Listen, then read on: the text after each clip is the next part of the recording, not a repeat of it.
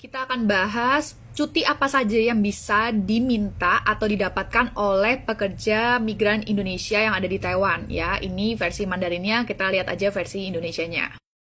Nah, jadi PMI bisa kembali ke Indonesia cuti dengan alasan apa ya? Jadi kalau kamu mau pulang ke Indonesia bisa izin kerja, misalnya cuti berkabung, cuti menikah, atau misalnya cuti dengan alasan pribadi, cuti perawatan keluarga juga bisa, misalnya ada keluarga yang sakit gitu ya mau dirawat, atau cuti melahirkan. Jadi ada banyak macam cuti ya. Jadi kamu bisa mengajukan cuti pulang ke Indonesia.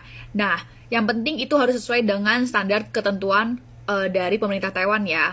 Tapi kalau misalnya pada saat kamu kerja, di kontrak kerja kamu sudah ada tulisannya nih, kamu kerja dengan majikan ini selama 1 kontrak atau 3 tahun tidak boleh cuti. Nah, berarti kamu tidak bisa tuh mengajukan cuti apapun.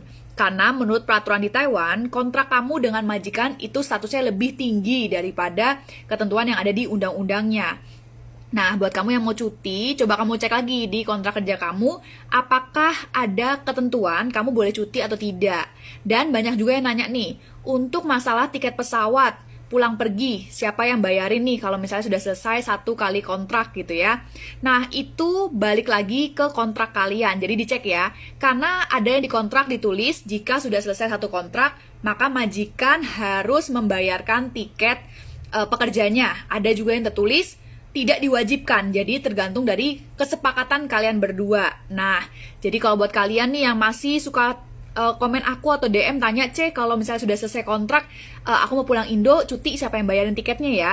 Nah, itu ketentuannya tergantung dari kontrak kalian. Kalau di kontrak nggak tertulis, berarti kalian harus nanya sama majikan. Karena itu kesepakatan ya, bukan ketentuan wajib.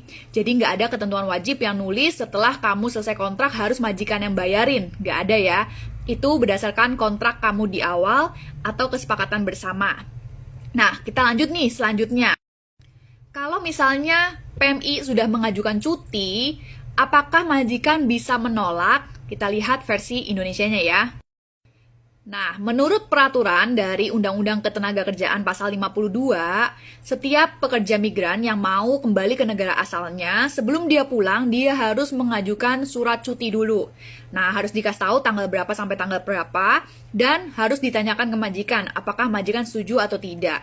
Nah, kalau misalnya majikan sudah setuju, nah ya udah, berarti aman ya, kamu tidak melanggar peraturan.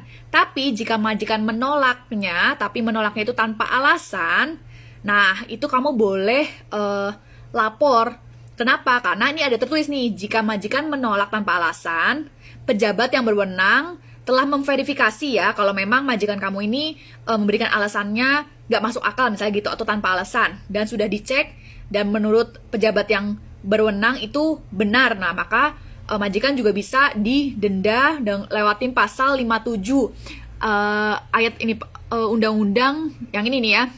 Pasal 57 ayat 9 Undang-Undang Ketenagakerjaan. Nah, jadi sebagian atau seluruh izin perekrutan kerjanya dia akan di stop, dan setahu aku dia juga akan kena denda. Nah, tapi kalau misalnya nih majikan kamu maunya cuti sebulan, tapi majikan bilang nggak bisa sebulan karena nanti nggak ada yang jaga gitu ya, atau ini sakitnya udah parah, nggak bisa ditinggal terlalu lama. Nah, itu majikan berhak untuk nego dengan kamu. Nah, tinggal lihat kamunya oke atau tidak. Nah, kalau misalnya kamu bilang, aku nggak bisa, aku harus cutinya 1 bulan. Ya, majikan mau nggak mau harus memberikan izin. Karena di sini peraturannya majikan harus memberikan izin gitu ya. Nah, cuman kamu harus, ya kalau bisa ya kan, karena kan namanya kerja, kita juga saling mengerti gitu ya. Jadi kamu bisa nego aja ke dia, apakah dia bisa ganti cari pengganti atau bagaimana gitu. Jadi buat kamu yang mau pulang, kamu punya hak kok untuk pulang. Dan kalau misalnya memang majikan kamu nggak ngizinin kamu tanpa alasan gitu ya, kamu bisa lapor karena ada undang-undangnya gitu ya. Tapi kalau bisa nggak usah lapor ya, negosiasi dulu aja dengan cara kekeluargaan biar lebih enak. Jadi kan kamu pulang ke Indonesia juga tenang, balik ke Taiwan untuk kerjanya lagi juga enak gitu ya, nggak ada rasa gimana gitu. Jadi semuanya diomongin aja dulu sama majikan.